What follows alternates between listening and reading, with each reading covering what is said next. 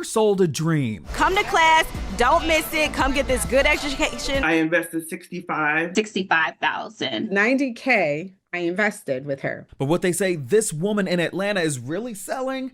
A nightmare, tricking other black women into getting business credit cards to fix and flip homes with her. We've given them everything that we have in our savings. They say once you get your money, things get funny. One of the homes catching fire, money unaccounted for.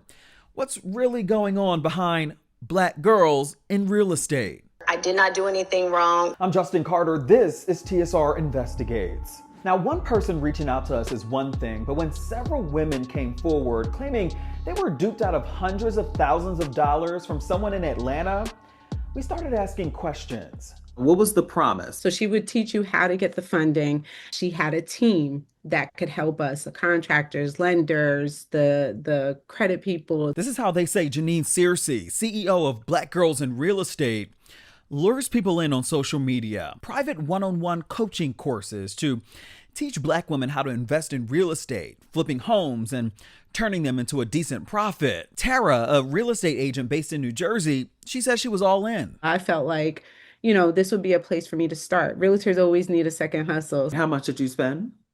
So for the class, it was $25,000. $25,000 for 8 virtual sessions. $25,000. I know it was. Now that I think about it, I'm like, I could have went to school for $25,000. She went through with it anyway, and that's when she says the red flag started immediately. The first class, she canceled and had to reschedule. So it was more of, hey girl, I can't make it today. I got to go get my hair done type of situation. And that should have been a red flag for me immediately. But, I was just like, let me just get the information and keep going. She says a big part of the class was about funding. Searcy guiding you to build your own LLC and get the loan process going. She connects us with this group called Fund and Grow. And they get us business credit. So they apply. You don't even see the applications. You just see the cards coming in. So we ended up getting, between me and my husband, $120,000 in business credit. Excited to get started flipping homes in New Jersey, she was told there were no profitable homes to flip in her area. She comes to me, she says, listen, I know you can't find a project. I have a personal deal that's going on. Do you want to join? I don't really do this. But, I know that you really want to do this. It was a $1.2 million build here on Claremont Terrace in Atlanta. You're in New Jersey. Did you want to invest in properties in Atlanta, or that was just what was offered to you? That was what was offered. Of course, I would love to invest more where I was, but what I've sent her, she just was like, that's not worth it. The profits is too close. It's too tight. It's not worth it. She agrees to go in on the project, $90,000. Searcy and her business partner, Tyler Williams, they put up $1.1 million through their own individual LLCs. I wire transferred from all those credit cards to multiple different accounts. That should have been another red flag. She says that 2 other women whom she never met, they were also stakeholders on the project. I went down there and I went to go visit the site without her. It was nothing done. It looked like it wasn't even touched. That was in March 2024. In their contract, the property was to be renovated and sold within about 6 months. They guaranteed Tara a 200% return too. Her $90,000 original investment plus a $90,000 profit when it was sold. She was like, oh, we had some issues with structural. We signed in March. This was June. So we were like, you didn't even tell us like what the situation. She was like, it's not a big deal, but it's an additional $20,000 or something that they had to pay. She paid for the back door, about $7,000, but that's all she could do. We're out of money. We are totally out of money. By this point, over a year goes by. It's May 2025. She wanted out of the deal altogether, but she says Searcy refused and has yet to pay her back. And remember, she did take out a business credit line for this. Hey roommates, before we go any further, do us a big one. If you love some TSR Investigates, make sure you go ahead and like this video and subscribe to the Shade Room's YouTube channel for new weekly episodes of this show and more. Okay, let's get back to it.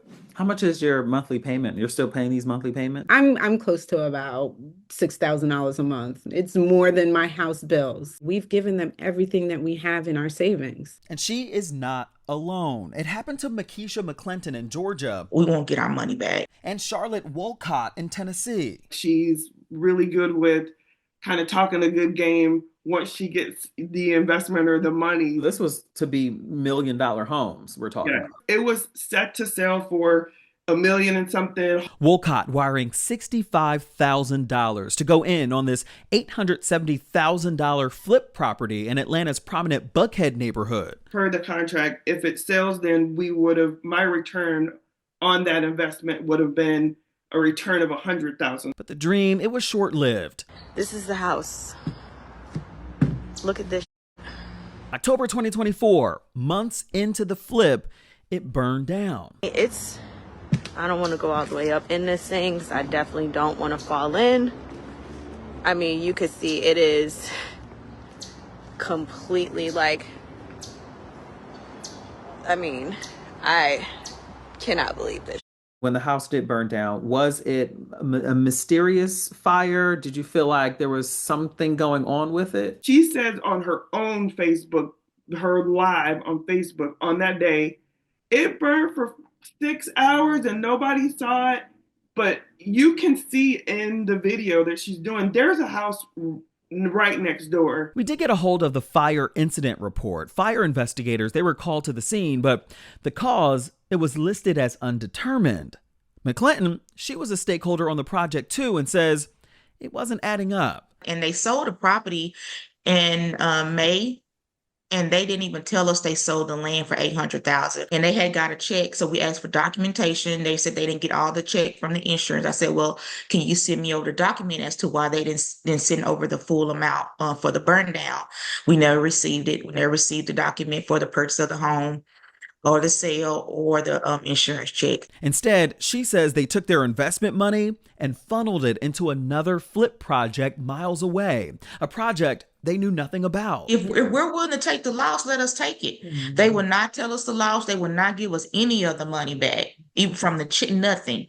They just kept it and kept on going and started basically ignoring us and stopped responding. Ashley Wilson from South Carolina says they stopped responding to her too when she pumped the brakes on her $61,000 investment in Chicago back in 2023. Once we got into the project and closed on it, mysteriously, we didn't have a contractor. Jeanine did not help with trying to find someone. When they did find a general contractor, the construction costs were $60,000 more than expected. It came to a point where they asked for additional funds from me.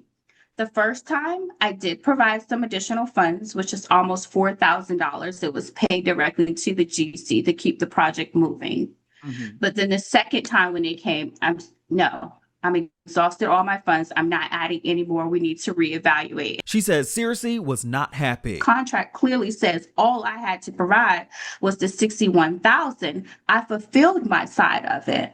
So she hires an attorney to try to mediate between us to figure out how we could get to a settlement. The fix, they wanted to bring 2 more people on the project to help with funding. The other piece of that settlement would include an NDA.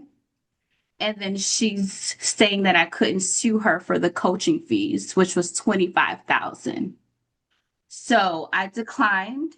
Fast forward, they moved forward with doing the renovation. It closed on October 24th of this year. $150,000 below what it was projected to sell for. Wilson says she's still waiting to get her initial investment back. She says terms of their contract were simply not met. A lot of times people hear the financial losses, but they don't get to see the emotional and mental trauma. PTSD is greater than me, and I want to be able to really truly be that advocate for people who may not be able to speak up or feel like they can't speak up because of it. Now, a Facebook page was created where dozens of women came forward sharing similar stories, many of them banding together and getting an attorney to take legal action against Searcy and her affiliates. Now, we did reach out to Searcy and her representatives. They told us they would provide a statement, but we did not receive it before publication. Here's what Searcy said, though, in a since deleted Facebook Live video addressing some of their concerns. There's got to be somebody to blame. I feel like I'm being blamed right now. Their money is being held in an investment. They don't want it to be held in investment. They want their money back today. So now it's like a shakedown, right? Like we're going to blast you. We're going to, put you out. I have a lawyer as well. I have all my paperwork. I did not do anything wrong. The project is in construction right now, and that's just what it is. So I will do my best to continue to push this project forward, again, with integrity. I could absolutely, be a better communicator in certain things, but I cannot control the market. I cannot control a house burning down. God, I wish that house hadn't burned down, because we would have been finished by now and it would have been absolutely gorgeous. This is my real life. This is what I do. So while you're screaming and yelling, I'm over here working the business, finding the solutions, to push projects faster, doing the things that we need to do to make it happen. And that's just what it is. Now, I was told she and her attorneys are taking legal action, and they do plan to file defamation lawsuits against those women making these claims against her. If or when that happens, it's still unclear. For TSR Investigates, I'm Justin Carter.